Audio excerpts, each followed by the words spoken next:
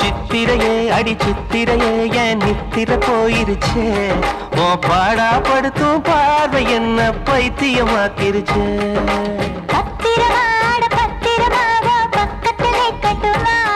என் 30 வயசு குழந்தை ஒன்னு இடுப்புல தூக்கட்டுமா இடுப்பு மடிப்புல ஊஞ்சல் கட்டி தூளியும் ஆடட்டுமா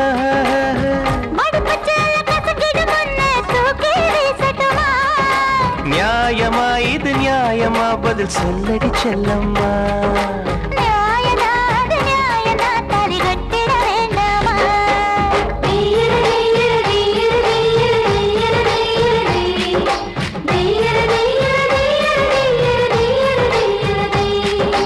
சித்திரையே அடி சித்திரையே என் நித்திர போயிருச்சே